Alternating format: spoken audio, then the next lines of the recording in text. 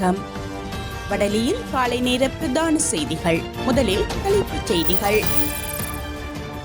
சகல உள்ளூராட்சி மன்றங்களிலும் தமிழரசு கட்சி ஆட்சியை கைப்பற்றும் என சுமந்திரன் நம்பிக்கை. சட்டவிரோத செயற்பாடுகளை முன்னெடுப்பவர்கள் போலீசாருடன் நட்பு, இது ஆபத்தான நிலை என வடக்கு ஆளுநர் சுட்டிக்காட்டு. நாடளாவிய ரீதியில் இன்று முதல் போராட்டத்தில் குதிக்கும் அரசு தாதியர் சங்கத்தினர். பட்டணந்து அறிக்கையை நிராகரித்தார் ரணில் விக்ரமசிங்க. யாரேனும் எங்களை அச்சுறுத்தினால் தகுந்த பதிலடி கொடுப்போம் என ஈரான் எச்சரிக்கை. தொடர்பான விரிவான செய்திகள். இலங்கை தமிழரசு கட்சி போட்டியிடுகின்ற சகல உள்ளூராட்சி சபைகளிலும் ஆட்சியை கைப்பற்றும் என இலங்கை தமிழரசு கட்சியின் பொதுச் செயலாளரும் ஜனாதிபதி சட்டத்தரணியுமான M.A. சுமந்திரன் நம்பிக்கை வெளியிட்டுள்ளார். முல்லைத்தீவு மாவட்ட இலங்கை தமிழரசு கட்சியின் உள்ளூராட்சி சபை தேர்தல் நியமனங்கள் தொடர்பான கலந்துரையாடல் நேற்று முல்லைத்தீவு கள்ளப்பாடு பகுதியில் இடம்பெற்றது. இதன்போது தமிழரசு கட்சியின் பொதுச் செயலாளராக புதிதாக பொறுப்பேற்றுள்ள M.A. சுமந்திரனுக்கு வெண்ணி மாவட்ட நாடாளுமன்ற உறுப்பினரும் இலங்கை தமிழரசு கட்சியின் முல்லைத்தீவு மாவட்ட செயலாளருமான துரைராசா ரவிகரன் பொன்னாடை போர்த்தி கௌரவித்தார். இந்த கலந்துரையாடலின் பின்னர் கருத்து தெரிவித்த சுமந்திரன், சில இடங்களில் வேட்பாளர் நியமனங்களில் இருந்த பிரச்சினை தீர்க்கப்பட்டு பெரும்பாலும் வேட்பாளர் நியமனங்கள் தொடர்பான முடிவுகள் எடுக்கப்பட்டிருப்பதாகவும், எனவே மிக விரைவாக அடுத்த வாரம் வேட்பு மனுக்களை தாக்கல் செய்யலாம் எனவும் தெரிவித்துள்ளார். அந்த வகையில் போட்டியிடுகின்ற அனைத்து உள்ளூராட்சி சபைகளையும் இலங்கை தமிழரசு கட்சி கைப்பற்றும் என்றும் நம்பிக்கை வெளியிட்டுள்ளார். சட்டவிரோத செயற்பாடுகளை முன்னெடுப்பவர்கள் போலீசாருடன் நட்பாக இருப்பதால் போலீசாரிடம் முறைப்பாடுகளை மேற்கொள்வதற்கு மக்கள் அஞ்சுகின்றனர். இது ஆபத்தான நிலை என வடக்கு மாகாண ஆளுநர் ந. வேதநாயகன் குறிப்பிட்டுள்ளார். போக்குவரத்து சிறப்பாக இருக்குது. ஆனால் அந்த சேவைக்கும் இப்போ இருக்கிற சேவைக்கும் இடையில நான் நினைக்கிறேன் அதை தேடி வச்சாலும் விட்டாது அப்படி நான் அதை சொல்கிறேன். இப்படி எல்லா வசதியும் இருந்தாலும் நாங்கள் அந்த ஜெனரேஷன் மாறிக்கொண்டு போகுது. இப்போ காலமே நான் கிளிநொச்சி அரசாங்கத்தோட ஒரு விஷயமா நாங்கள் கதைச்சு கொண்டிருக்க ஒரு கருத்து வந்தது. இங்கே அந்த சில பிரச்சனைகளை பற்றி நாங்கள் கதைச்சோம். அவரும் எனக்கு சொன்னார், சில இப்படி நடக்குது, இங்கே இப்படி நடக்குது. சில அந்த ஆஃபீஸர்ஸுடைய அந்த ஆட்டிடியூட், அந்த அவைகள் ஒரு பாசிட்டிவாக இருக்கிறே இல்லை. இது எவ்வாறு இழுத்து அடிக்கலாம் அல்லது தட்டி விடலாம், ஒரு போல் பாசிங் மாதிரி தான் இருக்குது. எவ்வாறு நான் உதவி செய்ய வேணும் என்று சிந்திக்கிறார்கள் இல்லை, எவ்வாறு உதவி செய்து நான் அதை கொடுக்க வேணும் என்று சிந்திக்கிறார்கள் இல்லை. எப்பாடு தட்டி விடலாம், வந்தால் உடனே தட்டி விடுறது அல்லது பிறகுவா அலங்கடிக்கிறது தான் இல்லையாமல் தான் கிடக்கும். அப்போ அதான் அப்போ நாங்கள் கதைச்சு கொண்டு வைக்க அந்த கருத்து வந்து என்னென்னா, இன்னும் ஒரு காலம்னா இப்போ அவர் சொன்னார், ஒரு குறிக்கப்பட்ட 2015 பிறகு வந்தவர்களுடைய வித்தியாசமான அதுக்கு முதல் இருந்தவர்களுக்கும் யுத்த காலத்திலே இருந்த அலுவலர்களுக்கும் பிறகு வந்த அலுவலர்களுக்கும் இடையில ஒரு பாலியல் வித்தியாசம் இருக்குன்னு சொன்னார். பட்டணந்து அறிக்கையில் கூறப்பட்டுள்ள விடயங்களில் தனக்கு தொடர்பு இல்லை எனவும் அதனை முற்றாக நிராகரிப்பதாகவும் முன்னாள் ஜனாதிபதி ரணில் விக்ரமசிங்க தெரிவித்துள்ளார். மேலும் பாராளுமன்ற கூட்டத்தொடர் அறிக்கையொன்றை 25 ஆண்டுகளின் பின்னர் பாராளுமன்றத்தில் விவாதிக்கும் சம்பிரதாயம் இந்த நாட்டிலோ அல்லது வேறு எந்த ஒரு பாராளுமன்றத்திலும் இல்லை எனவும் அவர் குறிப்பிட்டுள்ளார்.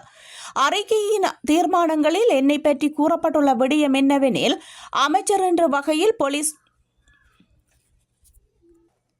அத்தியட்சர் ஊடாக போலீஸ் அதிகாரிகளுக்கு வீடுகளை வழங்கியமை சரியில்லை என்பதாகும்.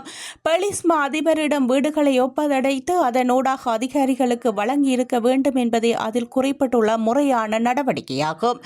இந்த விடயத்தினாலேயே நானும் நளினம் பொறுப்பு கூற வர வேண்டியவர்களாக மறைமுகமாக ஆணைக்குழு அறிக்கையில் தெரிவிக்கப்பட்டுள்ளது. ஆணைக்குழுவில் அறிக்கையில் குறிப்பிடப்பட்டுள்ள வேறு எந்த ஒரு விடயத்திலும் நான் தொடர்பு படவில்லை. மக்கள் விடுதலை முன்னணி 1988 கால பகுதியளவில் நடத்திய பல பயங்கரவாத நடவடிக்கைகள் தொடர்பில் ஆணைக்குழு அறிக்கையின் தீர்மானங்களில் தவிசாளர் குறிப்பிட்டுள்ளார். மக்கள் விடுதலை முன்னணியால் நடத்தப்பட்ட பயங்கரவாத செயற்பாடுகள் தொடர்பில் ஆணைக்குழு அறிக்கையின் 3ஆம் அத்தியாயத்தில் தெளிவாக குறிப்பிடப்பட்டுள்ளது. மொத்த வரலாறும் அதில் உள்ளடக்கப்பட்டுள்ளது. இதை தவிர வேறு எந்த குற்றச்சாட்டும் என்னோடு தொடர்பு பட்டதல்ல. இந்த அறிக்கையை நான் முற்றாக நிராகரிக்கின்றேன். இதுவரை காலமும் ஆட்சிக்கு வந்த எந்தவொரு அரசியல் கட்சியும் இந்த அறிக்கையின் ஊடாக குறுகிய அரசியல் லாபத்தை பெற்றுக்கொள்ளும் நோக்கில் செயற்படவில்லை என்பதை கூற வேண்டும் எனவும் அவர் குறிப்பிட்டுள்ளார். எதிர்வரும் உள்ளூராட்சி தேர்தலுக்காக சமர்ப்பிக்கப்பட வேண்டிய வேட்புமனுக்களை நிராகரிப்பதற்கான சாத்தியமான காரணங்கள் குறித்து தேர்தல் ஆணையாளர் ஒரு விசேட அறிவிப்பை வெளியிட்டுள்ளார். 11 அம்சங்களை கோடிட்டு காட்டும் அறிவிப்பின்படி ஒரு வேட்பாளர் வேட்புமனுவில் கையெழுத்திடவில்லை என்றால் வேட்பாளரின் பெயர் நீக்கப்படும் என்றும் மாற்று பெயரை சேர்க்க முடியாது என்றும் ஆணையகம் கூறியுள்ளது. அதே நேரம் வேட்பாளர் சார்பாக செலுத்தப்பட்ட வைப்புத் தொகை பறிமுதல் செய்யப்படும் என்றும் அறிக்கையில் சுட்டிக்காட்டப்பட்டுள்ளது. தேர்தல் ஆணையத்தின் கூற்றுப்படி வேட்புமனுக்கள் நிராகரிக்கப்பட்டதற்கான காரணங்கள் வருமாறு: அங்கீகரிக்கப்படாத நபரால் சமர்ப்பிக்கப்பட்டது, பரிந்துரைக்கப்பட்ட எண்ணிக்கையிலான வேட்பாளர்கள் இல்லாமை அல்லது பரிந்துரைக்கப்பட்ட எண்ணிக்கையை விட அதிகமாக இருத்தல், அங்கீகரிக்கப்பட்ட அரசியல் கட்சி அல்லது சுயேட்சை குழுவால் தேவையான தொகை வைப்பு தொகையை செய்தல், கட்சி செயலாளர் அல்லது சுயேட்சை குழுவின் தலைவரின் கையொப்பத்தை பெற தவறுதல், இளைஞர் மற்றும் பெண் வேட்பாளர்கள் உட்பட பரிந்துரைக்கப்பட்ட எண்ணிக்கையிலான வேட்புமனுக்களை சேர்க்க தவறியது, வேட்புமனுவில் வேட்பாளர் கையொப்பமிட தவறுதல், அரசியல் அமைப்பின் 7வது அட்டவணையில் பிரமாண பத்திரம் இல்லாது அல்லது அதில் ஏதேனும் குறைபாடுகள் இருப்புதல் போன்ற காரணங்களினால் அது நிராகரிக்கப்பட்டதாக கருதப்படும். நாடளாவிய ரீதியில் இன்று முதல் அரசு தாதியர் சங்கத்தினர் 3 மணித்தியால பணி புறக்கணிப்பு போராட்டத்தில் ஈடுபட தீர்மானித்துள்ளதாக அரசு தாதியர் சங்கத்தின் ஒருங்கிணைப்பாளர் சமன் ரத்னபிரிய தெரிவித்துள்ளார். அரசாங்கத்தால் முன்வைக்கப்பட்டுள்ள புதிய வரவு செலவு திட்டத்தில் சுகாதார ஊழியர்களுக்கான சம்பள அதிகரிப்புக்கு இணையாக சலுகைகள் மற்றும் கொடுப்பனவுகள் என்பன குறைக்கப்பட்டுள்ளதுடன் தர உயர்வுகளும் மட்டுப்படுத்தப்பட்டுள்ளது. இதற்கு உரிய தீர்வினை பெற்று தருமாறு அரசாங்கத்தினரிடம் கோரிக்கை விடுத்திருந்த போதிலும் இதுவரை எந்தவித தீர்வுகளும் வழங்கப்படவில்லை. தீர்வு வழங்குவதாக கூறி சுகாதார ஊழியர்களுடன் பேச்சுவார்த்தையின் போது சுகாதார அமைச்சர் எமக்களித்த வாக்குறுதியையும் நிறைவேற்றவில்லை. சுகாதார அமைச்சருடன் எட்டப்பட்ட இணைக்கப்பாட்டுக்கு அமைவாகவே கடந்த 6ஆம் திகதி தாதியர்களால் முன்னெடுக்கப்பட்ட இந்த தொழிற்சங்க நடவடிக்கை ஒத்திவைக்கப்பட்டது.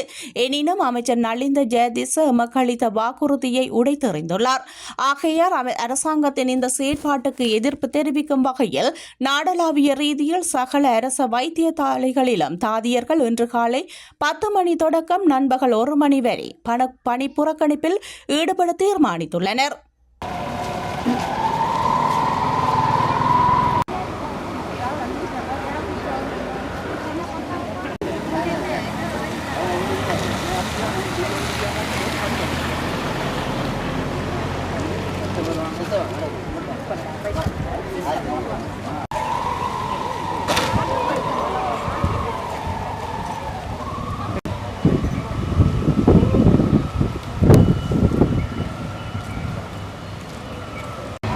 ஈரான் போர் தொடுக்காது, அதே நேரத்தில் யாரேனும் எங்களை அச்சுறுத்தினால் அதற்கு தக்க பதிலடி கொடுப்போம் என ஈரான் பாதுகாப்பு படையின் தலைவர் ஹொசைன் சலாமி தெரிவித்துள்ளார். முன்னதாக ஏமன் நாட்டின் ஹவுதி கிளர்ச்சி படைக்கு ஈரான் ஆதரவு தரக்கூடாது என அமெரிக்க அதிபர் டொனால்ட் ட்ரம்ப் எச்சரிக்கை விடுத்திருந்தார். ஏமனில் அமெரிக்க ராணுவம் மேற்கொண்ட தாக்குதலில் சுமார் 31 பேர் இழந்துள்ளனர். அதற்கான உத்தரவை ட்ரம்ப் பிறப்பித்துள்ளார். இதுகுறித்து அவர் சமூக வலைதள பதிவு ஒன்றையும் வெளியிட்டிருந்தார். தாக்குதலில் அப்பாவி மக்கள் உயிரிழந்துள்ளதாக சொல்லி இதனை ஹவுதி கிளர்ச்சி படையும் உறுதி செய்தது. ஈரான் போர் தொடுக்காது, ஆனால் யாரேனும் அச்சுறுத்தினால் அதற்கு தகுந்த பதிலடி கொடுக்கப்படும். ஏமன் நாட்டின் பிரதிநிதியாக உள்ள ஹவுதி கிளர்ச்சி படை தன்னிச்சையாக செயல்படுகின்றது. அதன் உத்தி மற்றும் செயல்பாடு அவர்களை சார்ந்தது என ஹொசைன் சலாமி தெரிவித்துள்ளார்.